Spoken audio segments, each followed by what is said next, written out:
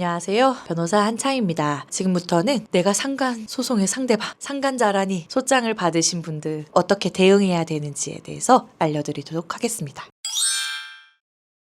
소장을 받으셨다면은요. 이제 시작되셨습니다. 아마 소장에는 증거 자료까지도 전부 다 첨부가 돼서 한꺼번에 송달이 됐을 텐데요. 그 자료를 그대로 들고 변호사 상담을 하십시오. 변호사 상담을 하실 때에는 솔직한 상황에 대해서 변호사에게 전달을 하고 이걸 어떻게 대응해야 될지에 대해서 방향을 잡고 하는 게 우선인 것 같습니다.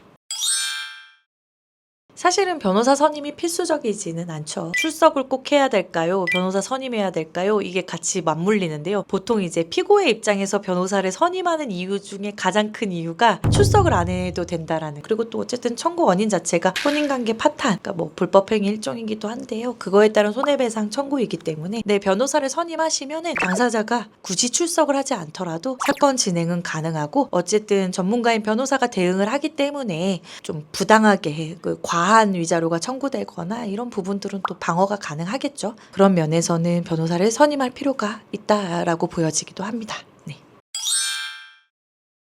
사실 피고 입장에서 오시는 분들의 상당 부분은 사실 부정행위가 있었던 분들이에요.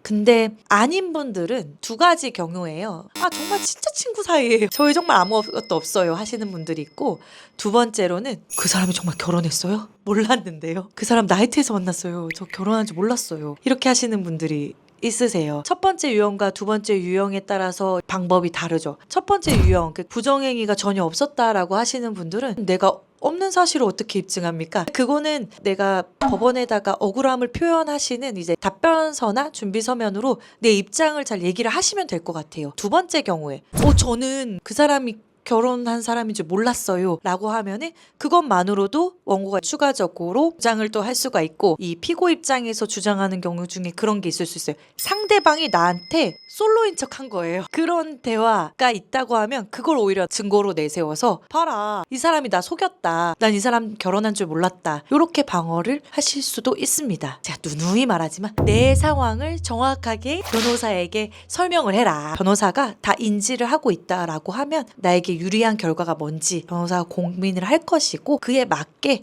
대응 전략을 짜서 피고에게 가장 유리한 결과를 얻을 수 있도록 도움을 드릴 수 있을 것 같습니다. 당연히 이거는 너무 상식적인 건데요. 상대방의 배우자가 이제 연락이 왔어요. 난 다 증거 갖고 있다. 너희 둘이 무슨 일을 했는지 알고 있다. 이거를 소송이 가기 전에 이제 막으려고 하면 합의를 하시는 거 좋은 방법입니다. 다만 합의서에 꼭 이 합의금 지급받고 합의한다, 이 이유로는 일체의 소송을 제기하지 않겠다라고 하는 일명 부재소 합의라는 거를 꼭 기재를 하십시오. 앞으로 소송을 하지 않겠다라는 부분 꼭 기억하셨다가 합의서를 작성하실 때는 이 조항은 무조건 넣으셔야 합니다. 증거 효력은 있습니다. 여러분 주의하셔야 될 게, 그 녹음 같은 경우에는요, 제가 오늘 통화를 할 건데 꼭 상대방에게 녹음 사실을 고지해야 되나요? 라는 질문을 많이 하시는데요. 내가 대화자다 라고 하면은 그걸 상대방에게 고지할 필요 없습니다. 내가 대화자인 경우에 녹음은 통신비밀보호법 위반이 아닙니다. 근데 그러니까 내가 없는 장소에 녹음기를 부착을 하거나 내가 대화자가 아닌 타인 간의 대화를, 이건 정말 불법 녹음이 돼요. 그런 녹음인 경우에는 증거 능력이 없습니다. 그 부분은 꼭 조심을 하셔야 될 거예요. 열받죠?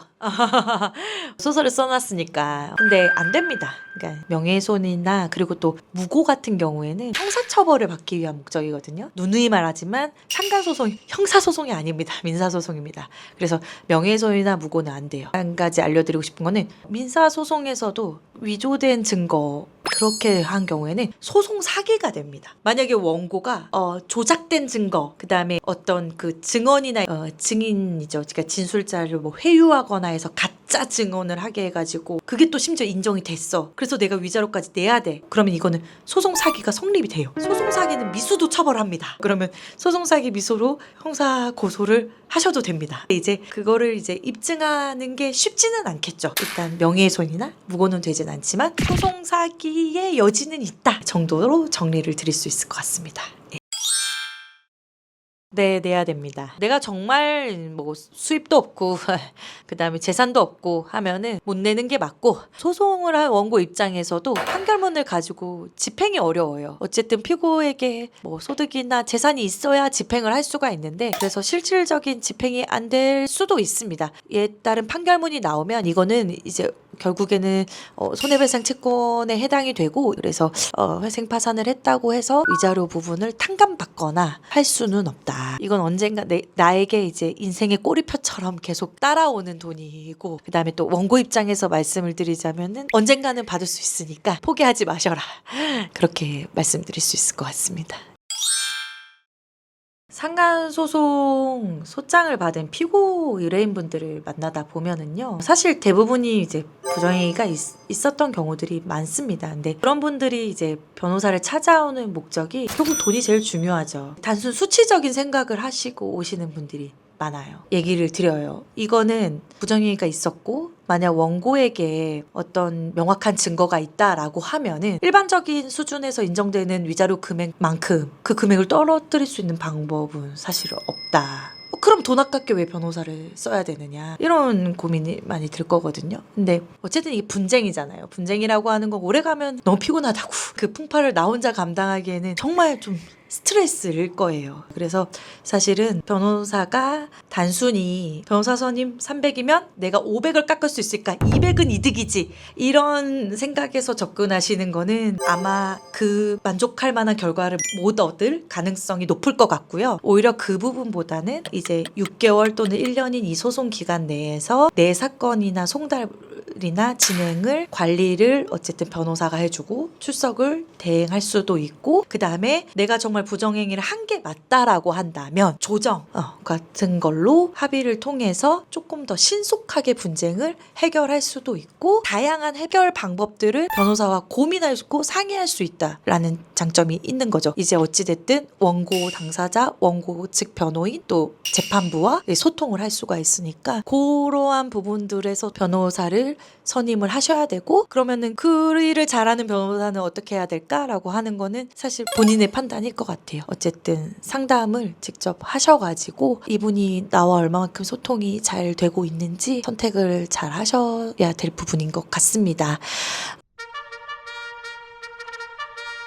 상간 소송에 대해서 제 경험에서 좀 두서없이 읊어봤는데요. 어쨌든 그럴 일이 없으면 제일 좋죠. 하지만 뭐 누군가에게 내가 배우자의 부정행위를 알았을 때 이걸 내가 소송을 또 시작하려니 막막해. 그렇다면 요즘에는 이제 어쨌든 이혼이든 상간이든 전문적으로 하는 변호사들도 많기 때문에 혼자 망설이지 마시고 꼭 상담을 받으셔서 내가 이왕 맘먹고 시작한 소송에서 그래도 적어도 억울하고 그런 부당한 결과는 얻지 않으셨으면 좋겠습니다. 저한테도 언제든지 상담의 길이 열려 있으니 전화를 주시면은 사안에 맞게 합리적인 내용으로 상담을 드릴 수 있을 것 같고요. 여기까지 한창희 변호사였습니다. 감사합니다.